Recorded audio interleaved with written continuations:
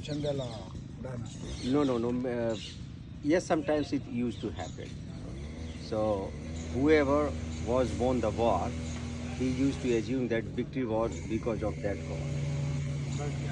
Yes. If the king is devotee of Shiva, then he used to make one temple dedicated to Okay, Shiva. okay. So, this way these temples were made.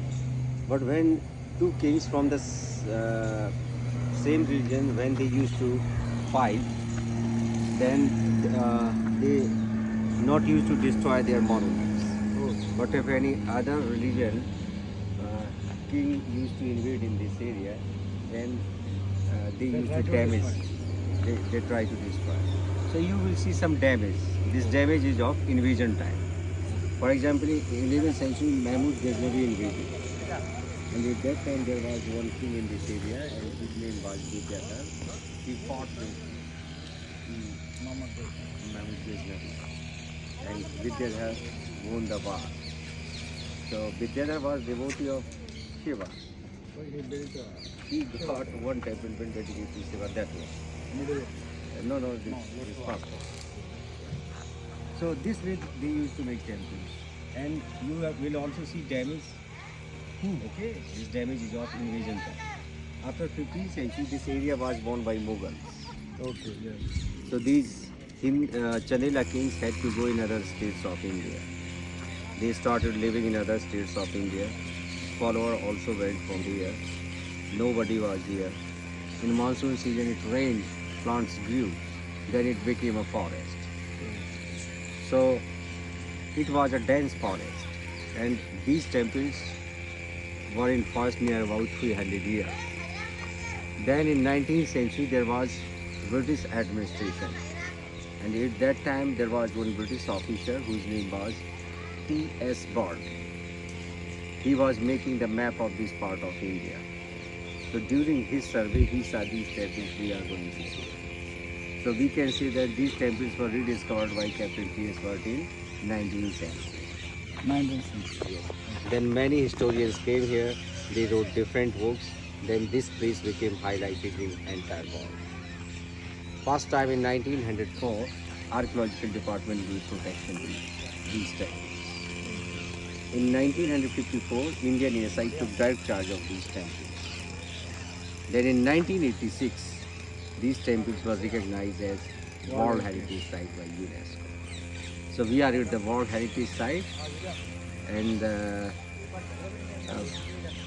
these temples, earlier there were 85 temples, but presently 25 are seen. But in 25, 18 or 19 temples are was seen. Other temples are in bad condition. For example, of one temple only the main icon of the sanctum is seen in this area in forest. So that statue was of Hanumana. So there was Hanumana temple. Where is that? When you go to other group, on the way it is found. But only the main icon is there. Rest is That destroyed. is also built by Chandela. Yes. Hanuman also. Yes. Ah, And they got a statue of Bhairava also. God Bhairav. So there was a Bhairav temple.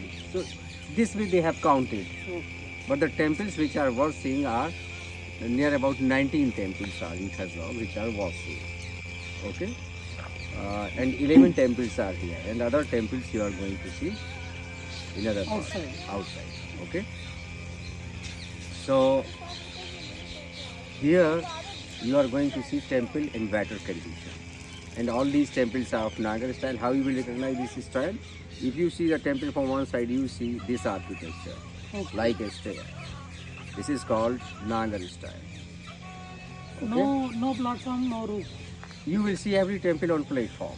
And platform is rectangular. On the platform, you will see a temple. Okay? But from the far distance, the architecture looks like a stair. Like that. Every temple you can see is of Naga style. Later you are going to see some other temple in other parts.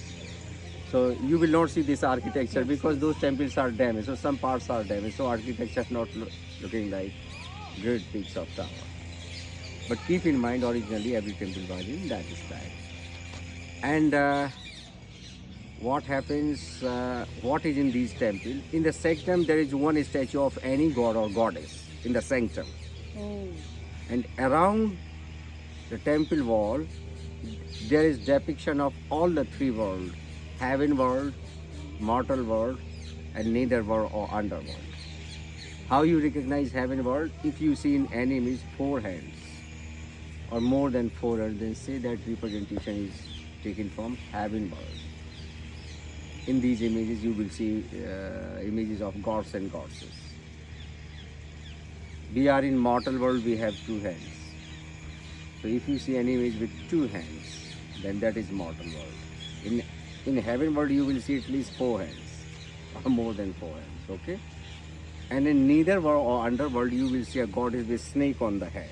Okay. We see Naga goddess, Nag Kanya, Vish Kanya. That representation is taken from nether world. So this way you can recognize all the 3 worlds in these temples. But keep in mind, heaven world and nether world, these are imaginary, these are according to books. Imaginary. Yes. But mortal world is real. This is totally real. Whatever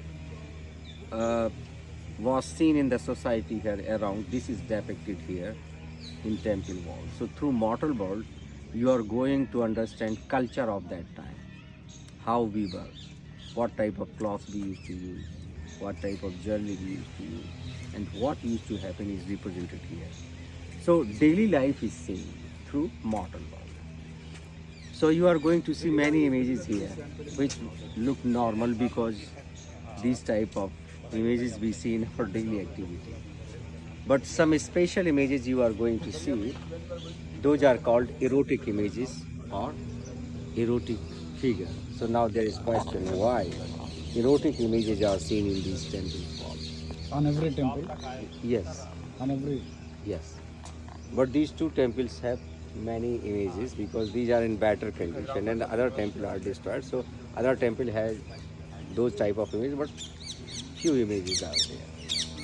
So now there is question why erotic images are seen in these temple walls.